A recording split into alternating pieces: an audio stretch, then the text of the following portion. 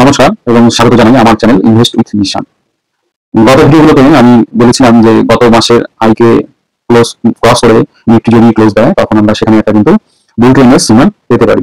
Market যথেষ্ট pullback দিয়েছে কিছুদিন ধরে, কিন্তু বিভিন্ন যে আন্তর্জাতিক সমস্যাগুলো সেগুলোর কারণে কিন্তু মার্কেট প্রভাবিত। বিশেষ করে ট্রাম্পের ট্যারিফ নীতি, তার জন্য কিন্তু মার্কেট একটা ইনডিসিসিভ জায়গায় আছে। মার্কেট উইকিং ক্যান্ডেলে যে স্ট্রাকচার গঠন করেছে বা যে ক্যান্ডেলটি গঠন করেছে সেখান থেকে কিন্তু আমরা কোনো রকমের সিদ্ধান্ত নিতে পারছি না মার্কেট কোন দিকে যাবে।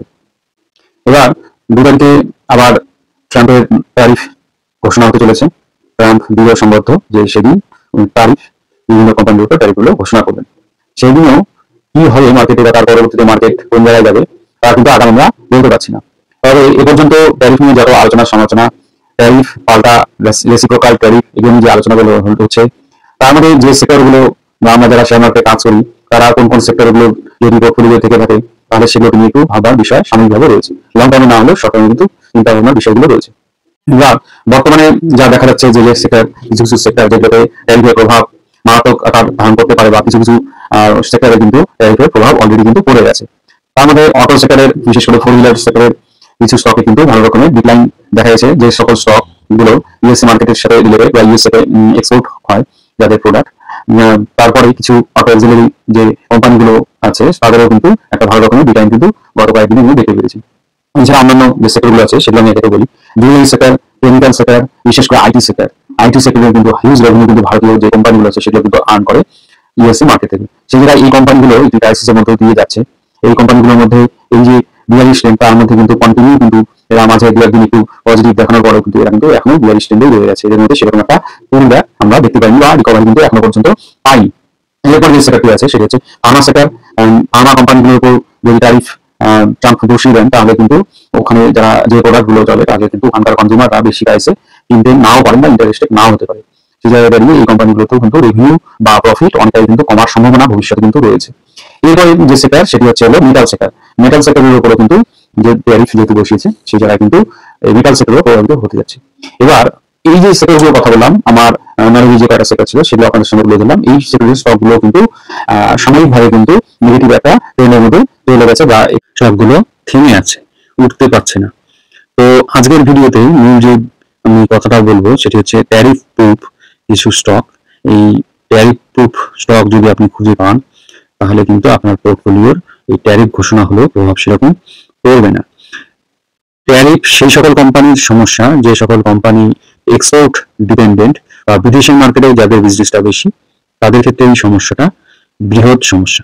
যে কোম্পানিগুলো ডোমেস্টিক মার্কেটে বিজনেস বেশি করে সেই কোম্পানিগুলোকে যদি আপনি স্টাডি করে ভালো ফান্ডামেন্টালি স্ট্রং এবং বর্তমান মার্কেটে টেকনিক্যালি ভালো জায়গায় রয়েছে সেই কোম্পানিগুলোকে আপনি কিন্তু আপনার ওয়াচ লিস্টের মধ্যে রাখতে পারেন।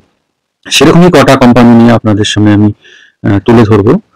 প্রথম যে কোম্পানিটা নিয়ে আমি আলোচনা করব সেটি হচ্ছে টিকল। এটাও একটি অটো সেক্টরের auto auxiliary stock. Auto component তৈরি করেন এরা, এই কোম্পানিগুলো তৈরি করে থাকে। এবার এই কোম্পানিটার বিশেষত্ব হচ্ছে এই কোম্পানিটি ডোমেস্টিক মার্কেটেই কিন্তু এর প্রচুর বিজনেস। এক্সপোর্ট থেকে মাত্র 6% মতো কিন্তু এর রেভিনিউ হয়তো আসে, তবু এর ডোমেস্টিক বিজনেস যেটুকু প্রায় 89% মতো ডোমেস্টিক বিজনেস কিন্তু এরা করে থাকে। এই কোম্পানিটা কি কাজ করে, ড্যাশবোর্ড যে থাকে গাড়ির সেই ধরনের ইনস্ট্রুমেন্টের উপর কাজ করে, যেটি 4 হুইলারে দেখা যায়। তবে এর 65% বিজনেস কিন্তু 2 হুইলারের উপর ডিপেন্ড করে। এই 2 হুইলার যে আমাদের ডোমেস্টিক মার্কেটে যে কোম্পানিগুলো আছে আপনারা এই কোম্পানিগুলোর নামের সাথে সুপরিচিত, যেমন হচ্ছে Bajaj auto, hero MotoCorp, TVS, royal Enfield এবং হোন্ডা। এই যে কোম্পানিগুলোর নাম বললাম এগুলো হচ্ছে টিকলের ক্লায়েন্ট, যারা এর কাছ থেকে বা টিকলের কাছ থেকে বিভিন্ন পার্টস গুলো কেনে। সেই পার্টস গুলো হচ্ছে ডিস্ক ব্রেক, তারপরে সেন্সার, সুইচেস, বিভিন্ন রকমের যে water pump, low pressure pump, oil pump, এই যে বিভিন্ন ধরনের অটো কম্পোনেন্ট গুলো হয় সেগুলো কিন্তু এই কোম্পানিটি তৈরি করে। এই যে শুধু 4 হুইলার এবং 2 হুইলারের মধ্যে সীমাবদ্ধ তা না, এখন যে ই রিক্সা রাস্তাঘাটে আপনি দেখেন তারও কিন্তু কম্পোনেন্ট, সেন্সার এগুলো কিন্তু এই কোম্পানিটি তৈরি করে থাকে। সেই জায়গায় দাঁড়িয়ে ডোমেস্টিক বিজনেসের কিন্তু ভালো হোল্ডিং এই কোম্পানিটি রয়েছে। এই যে মার্কেটে কারেকশন হলে কোম্পানিটি কিন্তু সেরকম কারেকশন হয়নি, এর হাই থেকে প্রায় 25% মতো কারেক্টেড হয়ে আছে। এবার এই কোম্পানিটা যদি আপনি বটম লাইন দেখেন দেখবেন এর হচ্ছে সেলস গ্রোথ কিন্তু 3 ইয়ার্সে 17% উপরে রয়েছে, 17.2% কিন্তু সেলস গ্রোথ, এবং 3 বছরের প্রফিট গ্রোথ বা সিএজিআর যদি দেখেন সেটা কিন্তু ভালো রকমের, প্রায় 43-45% মতো। এবং এর 5 বছরের যদি সিএজিআর দেখেন প্রফিট গ্রোথে দেখেন, তাহলে সেটা দাঁড়াচ্ছে 23.2% মতো। সেই জায়গায় দাঁড়িয়ে আপনার ওয়াচ লিস্টে অন্যতম একটা কোম্পানি কিন্তু এটা হতে পারে। এই কোম্পানিটির বর্তমান যে মার্কেট ক্যাপ রয়েছে অনলি 5500 কোটি টাকার মতো। এখান থেকে এই কোম্পানিটা কিন্তু মাল্টি বিলিয়ন রিটার্ন দেওয়ার পোটেনশিয়ালিটি এর মধ্যে কিন্তু আছে, কারণ এই কোম্পানিটির রিটার্ন অন ক্যাপিটাল আপনি দেখেন 24.5%, রিটার্ন অন ইকুইটি 18.8%, ইপিএস 13.2। এই যে সেলস গ্রোথ, প্রফিট গ্রোথ এবং return on equity, return on capital employed, এই জিনিসগুলো কিন্তু কোম্পানিটি খুব ভালো আমি দেখতে পাচ্ছি। সেই জায়গায় দাঁড়িয়ে এই কোম্পানি ডোমেস্টিক মার্কেটে যেহেতু বিজনেস হিউজ, এখানে কিন্তু একটা আপনি ভালো রকমের রিটার্ন আগামীতে পেতে পারেন যদি আপনি অ্যানালিসিস করে আপনার স্ট্র্যাটেজির সাথে হিসাব মিলে যায় এবং আপনার অ্যানালিসিস সাজেশন নিয়ে আপনার স্ট্র্যাটেজিতে আসে, তাহলে আপনার ওয়াচ লিস্টে এই কোম্পানিটাকে আপনি রাখতে পারেন। এরপর যে কোম্পানিটি নিয়ে আমি আলোচনা করব সেটি হচ্ছে আমাদের অন্য একটি কোম্পানি, যে কোম্পানির নাম হচ্ছে ভিপিআরপিএল। এই কোম্পানিটা, এই ভিপিআরপিএল বললে অনেকেই হয়তো জানবেন না আমি কি বলতে চাচ্ছি। এটা হচ্ছে বিষ্ণু প্রকাশ, আপনারা জানেন, আর ইন্ডিয়া লিমিটেড। এটি একটি কনস্ট্রাকশন কোম্পানি। এই কোম্পানিটা কি ধরনের কনস্ট্রাকশনের কাজ করে? ওয়াটার সাপ্লাই যে প্রজেক্ট গুলো থাকে সেগুলোর উপর কাজ করে, রেলওয়ে প্রজেক্টের উপরও কাজ করে, road project, irrigation network project, এই যে 4টি প্রজেক্টের কথা বললাম, এই ধরনের প্রজেক্টে কিন্তু কাজ করে। তার মধ্যে হলো ওয়াটার সাপ্লাই প্রজেক্টই হলো এদের সবথেকে বড় কাজ। এখানে কিন্তু ভালো রকমের এরা কাজ করে থাকে। প্রায় এদের টোটাল কাজের প্রায় 76% হচ্ছে কাজ হচ্ছে ওয়াটার সাপ্লাই প্রজেক্টস এর উপরে। এবার ভারতবর্ষের গভর্নমেন্ট, আপনারা জানেন যে জল জীবন মিশনের আন্ডারে কিন্তু প্রচুর কাজ কিন্তু হবে এবং হচ্ছে। সেই জায়গায় দাঁড়িয়ে এই কোম্পানিটার কিন্তু একটা ইম্পর্টেন্স রয়েছে, এবং এই জল জীবন মিশনের আন্ডারে যখনই কাজ হবে তখনই কিন্তু এই কোম্পানিটা অর্ডার পাওয়ার সম্ভাবনা আছে।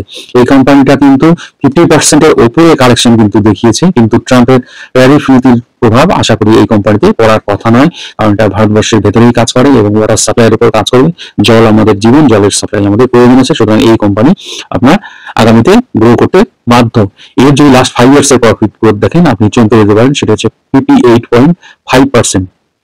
এই কোম্পানিটার কিন্তু ভালো রকমের একটা প্রসপেক্ট কিন্তু আমি দেখতে পাচ্ছি, আপনারা একটু স্টাডি করে দেখতে পারেন এই কোম্পানিটাকে নিয়ে।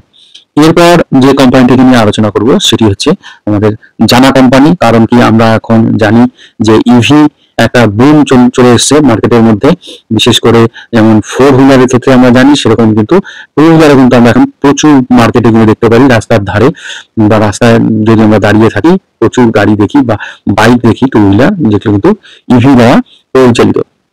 এরা এই ইভি যে চার্জার গুলো হয় সেগুলো কিন্তু এরা তৈরি করে।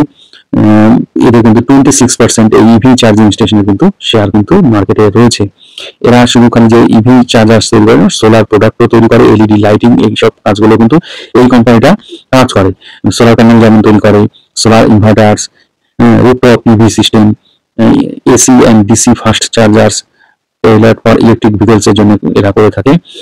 এই যে ইভি চার্জার রেভিনিউ জেনারেট করে দেয় এদেরকে 21% এর মতো, যেটা এসি চার্জার থেকে পায়, এবং ডিসি থেকে হলো 41%। তার মানে ইভি চার্জিং এর ক্ষেত্র থেকে এরা প্রায় 62% এর মতো রেভিনিউ কিন্তু এরা জেনারেট করে, এবং যে বিভিন্ন ধরনের পার্টস সেলস করে সেগুলো থেকেও 21% এর মতো কিন্তু প্রফিট জেনারেট করে। এবং সোলার থেকে 15.5%, এলইডি এই থেকে 1.5% মতো এরা কিন্তু রেভিনিউ জেনারেট করে। বিশেষত এদের কিন্তু ইভি সেক্টরের যে চার্জিং, এইখান থেকে কিন্তু এদের মোস্ট রেভিনিউটা কিন্তু চলে আসে। এই কোম্পানিটিও ভালো রকমের কালেকশন কিন্তু দেখিয়েছে, 200 টাকার উপরে চলে গেছিল একটা সময়, সেখান থেকে কারেক্টেড হয়ে এখন কিন্তু অনেকটা নিচে এসছে। এটা একটা সুযোগ হতে পারে। এর যে sales growth, profit growth huge, আপনারা দেখে নেবেন প্রায় 100 কাছাকাছি সেলস গ্রোথ বা প্রফিট গ্রোথ কিন্তু আমি এটাকে দেখেছি। যেটা হচ্ছে হলো যদি স্টক প্রাইসের সিরিয়াল দেখেন সেখানে দেখবেন হলো 5 ইয়ার্সে হলো 164%, 3 ইয়ার্সে হলো 136%, এবং কম্পাউন্ডেড প্রফিট গ্রোথ যদি দেখেন দেখবেন 5 ইয়ার্সে 30%, 3 ইয়ার্সে রয়েছে সেটা কিন্তু 115, অর্থাৎ 115% এর মতো। এটা কিন্তু হিউজ।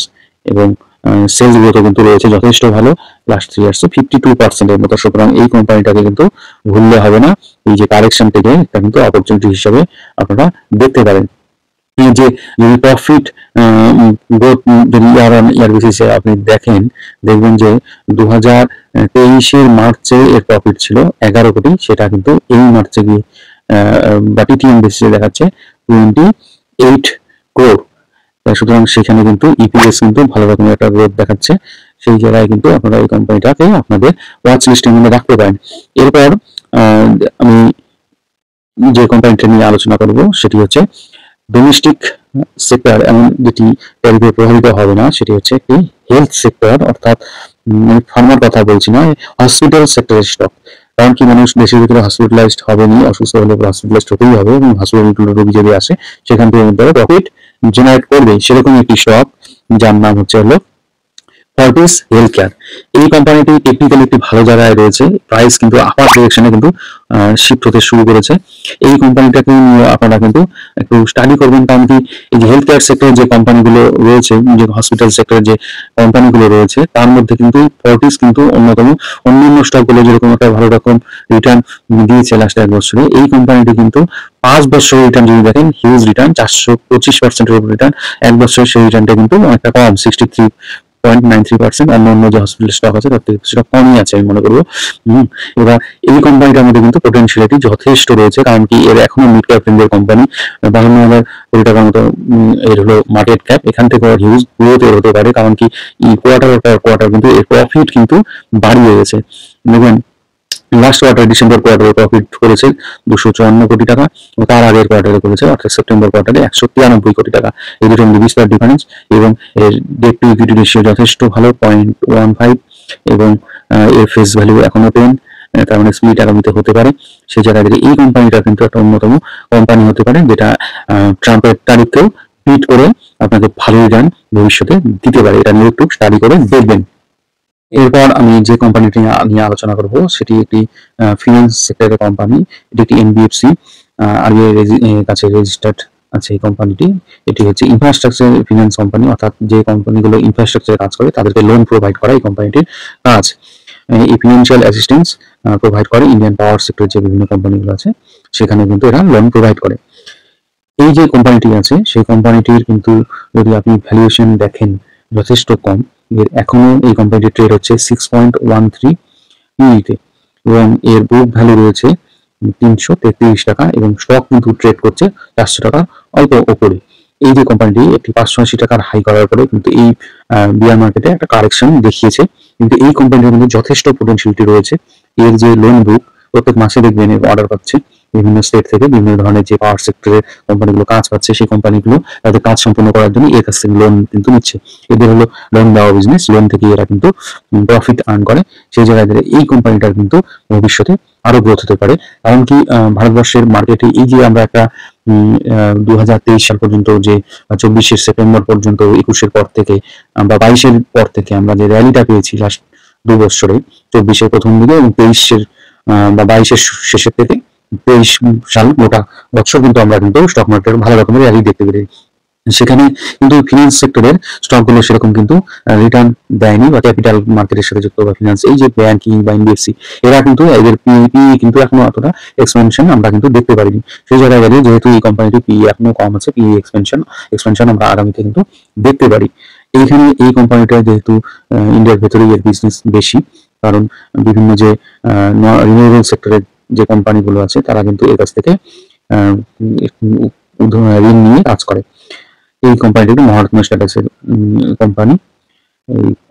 এই রিনিউয়েবল এনার্জিতে লোন দেয় 12% এর মতো, ট্রান্সমিশন ডিস্ট্রিবিউশন এই ক্ষেত্রে লোন দেয় 47% এর মতো, এবং কনভেনশনাল জেনারেশনে 39% লোন কিন্তু প্রোভাইডেরা করে থাকে। এর মেজরিটি ওনারশিপ কিন্তু রয়েছে গভর্নমেন্ট অফ ইন্ডিয়ার হাতে। হ্যাঁ, এর হলো প্রায় 56% স্টেক কিন্তু গভর্নমেন্ট অফ ইন্ডিয়ার হাতে রয়েছে। সেই জায়গায় দাঁড়িয়ে এই যে পিএসসি সেক্টরের এটি একটি কোম্পানি, এই কোম্পানিটা এনবিএফসি কোম্পানি হিসাবে ভালো রকমের গ্রোথ কিন্তু আগামীতে আপনাদের দেখাতে পারে। এটিও আপনার ওয়াচ লিস্টের একটি অন্যতম স্টক কিন্তু হতে পারে। আপনারা একটু নিজেদের স্টাডিটা নিজেরা করে নেবেন। এরপর যে কোম্পানিটি নিয়ে আলোচনা করবো সেটি হচ্ছে ভারতবর্ষের লার্জেস্ট কনস্ট্রাকশন কোম্পানি, যেটি হচ্ছে L&T। এই কোম্পানিটি সব জায়গায় কাজ করে, যেমন হচ্ছে ব্রিজ, ফ্লাইওভার, বিভিন্ন যে রেলওয়ের কাজ, বিভিন্ন পরমাণু চুল্লির তৈরির কাজ, এমনকি ডাটা সেন্টার যে রিলেটেড যে কনস্ট্রাকশন গুলো হয় সেখানেও কিন্তু এই কোম্পানিটি কাজ করে। এর ডাইভার্সিফিকেশন হিউজ, প্রচুর ক্ষেত্রে এই কোম্পানিটি কাজ করে। এই কোম্পানিটির অর্ডার বুক 1 লক্ষ কোটি টাকার উপরে করে রয়েছে, প্রচুর অর্ডার বুক। এই কোম্পানিটির নাম হচ্ছিল লারসেন অ্যান্ড টুব্রো লিমিটেড। এর যে বর্তমান প্রাইসে ট্রেড করছে, এখান থেকে এর কিন্তু পটেনশিয়াল প্রচুর রয়েছে। লাস্ট 3 ইয়ার্সে এর কিন্তু প্রফিট গ্রোথ ভালো রকম সিজার দেখিয়েছে, সেটি হচ্ছে 10%-এর উপরে রয়েছে।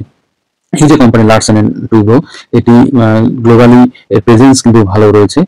এর যেহেতু ডাইভার্সিফাইড ওয়েতে এই কোম্পানিটি কাজ করে, বিভিন্ন সেক্টরে যেমন কাজ করে, কনস্ট্রাকশন রিলেটেড কাজগুলো করে থাকে এবং বিভিন্ন দেশে কিন্তু কাজ করে। সেখানে আমেরিকার ট্যারিফে কি হলো না হলো এই কোম্পানির উপর প্রভাব সেরকম ভাবে পড়ার কথা নয়। এই কোম্পানিটি প্রতিনিয়ত দেখবেন অর্ডার পেতেই থাকে এবং এই অর্ডার কমপ্লিশন যখন চলতে থাকবে এবং কমপ্লিশন যখন হয়ে আসবে, কিন্তু একটা রেভিনিউ কিন্তু ভালো রকমের আর্ন করবে এই কোম্পানিটি।